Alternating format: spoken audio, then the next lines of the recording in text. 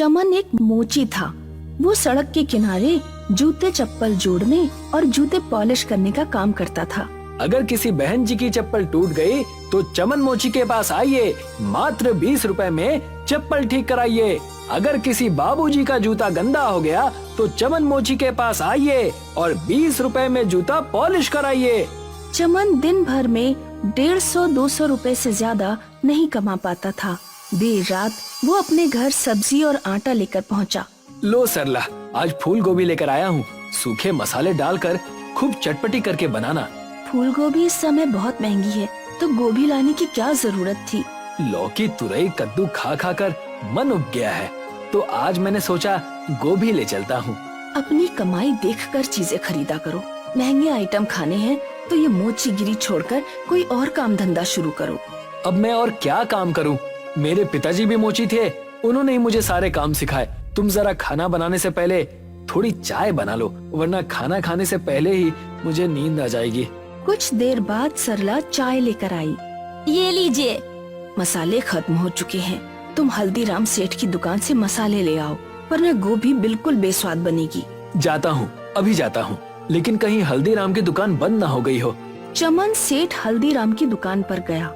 हल्दीराम गांव में मसालों का सबसे बड़ा व्यापारी था। जब चमन हल्दीराम की दुकान पर पहुंचा, तो हल्दीराम उस समय दुकान का शटर गिरा रहा था।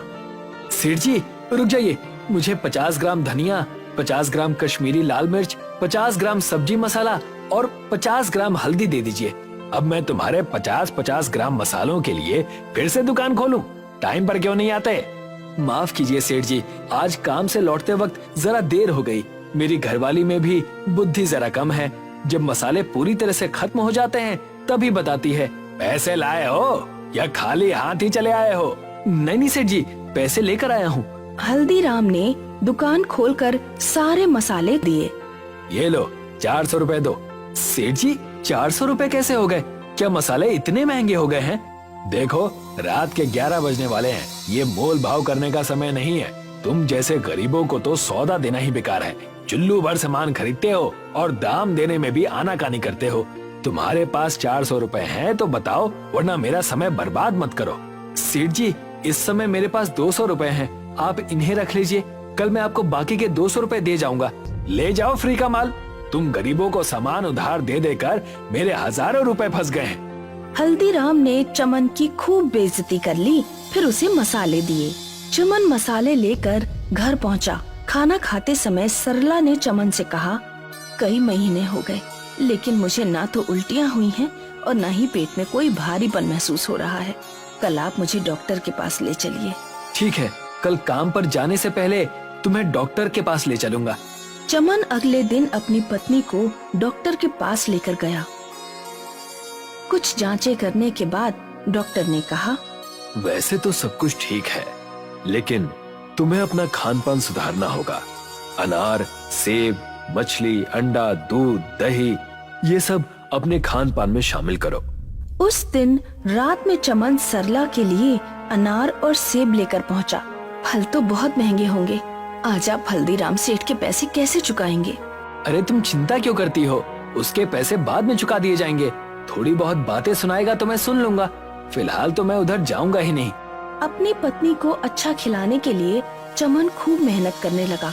वो जहाँ मोचीगिरी का काम करता था, उस स्थान पर उसने बेचने के लिए कुछ पुरानी चप्पलें भी रख ली।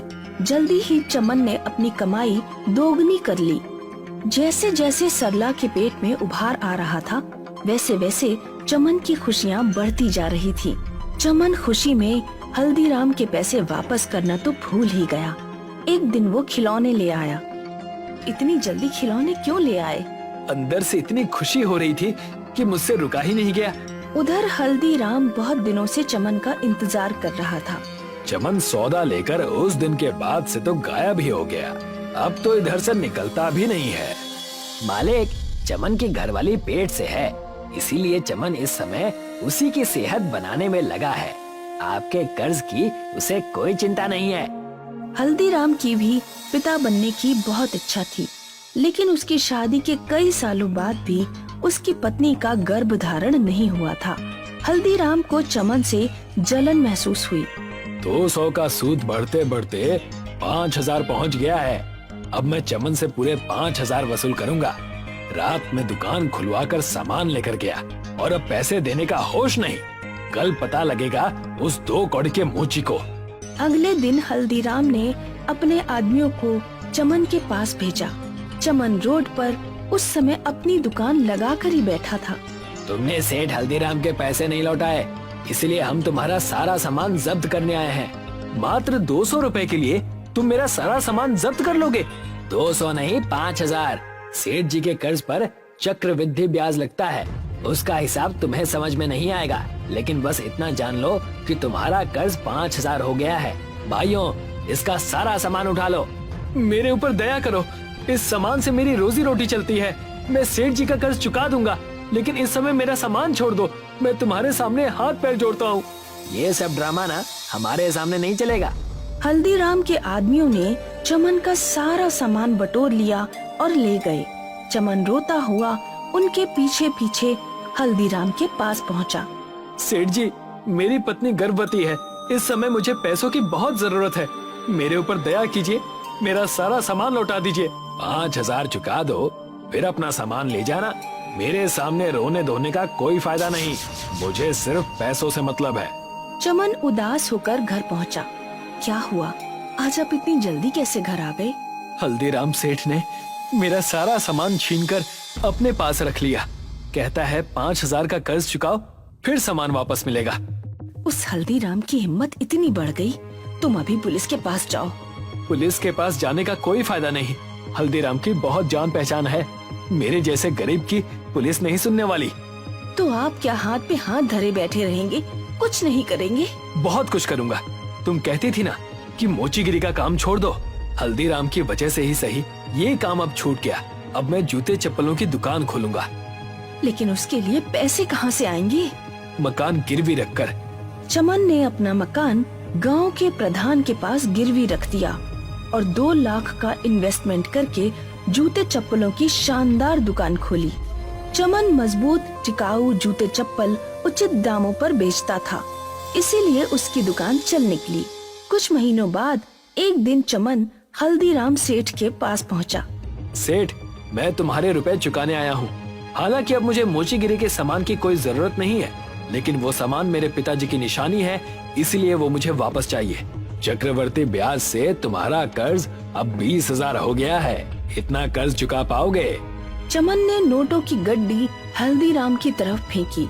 25,000 हैं, रख लो, जरूरत पड़ने पर तुम्हारे काम आएंगे। चमन मोचीगिरी का अपना सारा सामान ले गया। हल्दीराम को पहली बार अपना अपमान महसूस हुआ। मेरा इतना अपमान! कल का ये मोची आज मेरे सामने रुपए फेंक कर गया है। प्रधान जी के पास घर गिरवी रखकर इसने अपनी दुकान शुरू की है ना, मुझे सब पता है। इसकी वो हालत करूंगा कि ना ये घर का रहेगा ना घाट का। एक दिन हल्दीराम प्रधान के पास गया। जय राम जी की प्रधान जी। राम राम हल्दीराम, आज इधर दर्शन कैसे दे दिए? तुम्हें तो मसालों से नोट कमाने से ही फुर्सत नहीं मिलती। प्रधान जी, मैं आपके पास अपना कारोबार बढ़ाने के सिलसिले में ही आया हूँ। दरअसल मैं चमन का मकान खरीदना चाहता हूँ। वो जगह गोदाम बनाने के लिए एकदम परफेक्ट है। मैं उस मकान के 5 लाख रुपए देने को तैयार हूँ। आपके पास उस मकान के कागज तो हैं ही, मुझ पर कृपा करें और वो मकान मुझे बेच दें। 5 लाख की कीमत सुनकर प्रधान के मन में लालच आ गया। उसने अपने आदमी को भेजकर चमन को अपने घर बुलवाया। क्या बात है प्रधान जी, आपने मुझे क्यों बुलाया? तुम्हारा कर्ज बढ़ते बढ़ते 4 लाख हो गया है। मुझे इस समय पैसों की जरूरत है। 4 लाख का कर्ज अभी चुकाओ, वरना तुम्हारा मकान और दुकान दोनों मैं बेच दूंगा। ये आप क्या कह रहे हैं प्रधान जी? आपने तो मुझे 2 साल का समय दिया था। अब इतनी जल्दी मैं आपके पैसे कहाँ से लौटाऊं? आज शाम तक रुपयों का इंतजाम करो, वरना मकान और दुकान दोनों छोड़ दो। चमन कुछ दिन पहले ही हल्दीराम को 25,000 रुपए देकर आया था। उसके पास 4 लाख का इंतजाम किसी भी तरह नहीं हो सकता था। शाम को प्रधान के आदमी चमन के पास गए और उसकी दुकान और मकान पर कब्जा कर लिया। चमन की पत्नी 8 महीने की गर्भवती थी। चलो जंगल की तरफ चलते हैं, गांव में तो हमारे लिए कोई जगह नहीं बची। चमन और उसकी पत्नी जंगल में गए। वो जंगल में खाने की तलाश में काफी आगे चले गए। उन्हें एक नदी मिली। ये नदी जरूर किसी न किसी गांव तक जाती होगी। चमन ने लकड़ी की एक नाव बनाई और दोनों लोग उस नाव में बैठ गए। उस नदी ने चमन और सरला को एक रेगिस्तान तक पहुंचा दिया। हम तो किसी रेगिस्तान में आ गए। चमन ने देखा वो रेगिस्तान साधारण नहीं है। वहाँ रेत के पर्वतों की जगह सूखे मसाले के पर्वत थे। हल्दी का पर्वत था, लाल मिर्च का पर्वत था, सूखे धनिये का पर्वत था, अमचूर पाउडर का पर्वत था और भी बहुत से मसाले थे। लगता है ईश्वर ने हमारी मदद करने के लिए हमें यहाँ तक पहुँचाया है। ठीक कहा। इन मसालों को मैं गांव में ले जाऊंगा और सेठ हल्दीराम से भी बड़ी दुकान खोलूंगा। चमन ने बोरी में कई तरह के सूखे मसाले रख लिए और उन्हें लेकर गांव में पहुंचा। चमन ने बहुत सस्ते दामों पर मसाले बेचना शुरू किए। आओ आओ भाइयों बहनों, दिन दहाड़े लूट, सारे मसाले 100 रुपए किलो, कोई भी ले जाओ। चमन के पास गांव वालों की भीड़ लग गई। कुछ व्यापारी भी थोक में मसाले खरीदने पहुंच गए। हल्दीराम को जब ये बात पता लगी तो वो खुद उस स्थान पर पहुंचा जहां चमन मसाले बेच रहा था। हल्दीराम ये देखकर भौचक्का रह गया कि चमन के पास इतने सारे मसाले कहां से आ गए। हल्दीराम ने अपने एक नौकर से कहा, ये लो 5000 रुपए। आज से तुम्हारा काम चमन पर नजर रखना है। जरा पता लगाओ कि चमन ये मसाले कहां से लेकर आ रहा है। अब चमन का सारा माल बिक गया तो चमन एक रात जंगल की तरफ गया। हल्दीराम के आदमी ने चमन को नदी से रेगिस्तान पहुंचते हुए देख लिया। उसने सारी बात जाकर हल्दीराम को बताई। सेठ जी, जंगल में एक नदी है जो मसालों के रेगिस्तान तक जाती है। मसाले का रेगिस्तान? हाँ सेठ जी, मसाले का रेगिस्तान। वहाँ हर तरह के मसालों के रेत जैसे पहाड़ हैं। हल्दीराम तुरंत नाव पर सवार होकर मसालों के रेगिस्तान पहुंचा। उसने भी बोरों में मसाले भर लिए और अपनी दुकान तक ले आया। लेकिन जैसे ही उसने बोरियां खोलकर देखी तो उसे पता लगा कि बोरियों में तो रेत है। ये कैसे हो सकता है? मैं तो मसाले लेकर आया था, लेकिन ये तो रेत है। उधर चमन भी रेगिस्तान में मसाले भरकर लाता था। उसके मसाले मसाले ही रहते थे।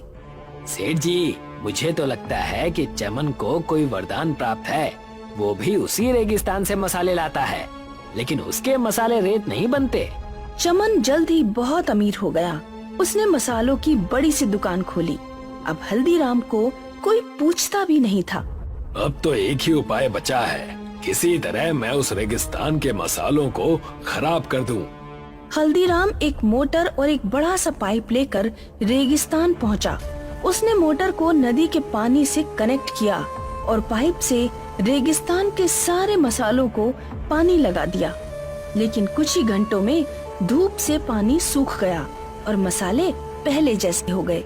लगता है रेगिस्तान में पानी डालने से काम नहीं चलेगा।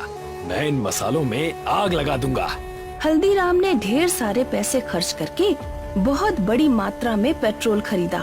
वो पेट्रोल लेकर रेगिस्तान में पहुंचा। उसने पूरे रेगिस्तान में पेट्रोल छिड़का और आग लगा दी। मसाले जलने लगे। हल्दीराम बहुत खुश हुआ। अब मसालों का दी एंड हो गया। अब देखता हूँ चमन क्या करता है। हल्दीराम अपने घर बहुत खुश होकर पहुंचा। अगले दिन वो फिर से रेगिस्तान को देखने गया।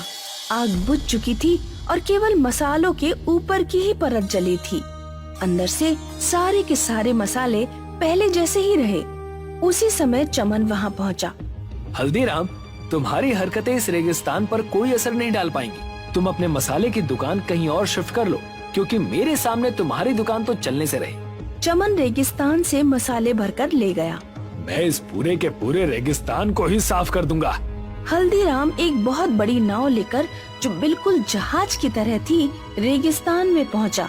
उसने रेगिस्तान का सारा रेत अपने जहाज पर भर लिया और उसे लेकर गांव की तरफ लौटने लगा। जहाज पर रेत का पूरा पहाड़ हो गया था। बीच नदी में जहाज डूबने लगा। हल्दीराम भी जहाज के साथ डूबने लगा। अरे कोई बचाओ मुझे तैरना नहीं आता। उसी समय चमन वहाँ पहुँच गया और उसने हल्दीराम की जान बचाई। मुझे माफ कर दो चमन, तुम्हारा धंधा बिगाड़ने के चक्कर में आज मैं अपनी जान ही गवा देता। तुम्हारा मसाले का रेगिस्तान तुम्हें ही मुबारक हो। मैं अपना काम धंधा अब कहीं और ले जाऊंगा। चमन के घर जुड़वा बेटे और बेटी का जन्म हुआ। उसने बहुत बड़े जश्न का आयोजन किया और खुशी से अपनी जिंदगी बिताने लगा।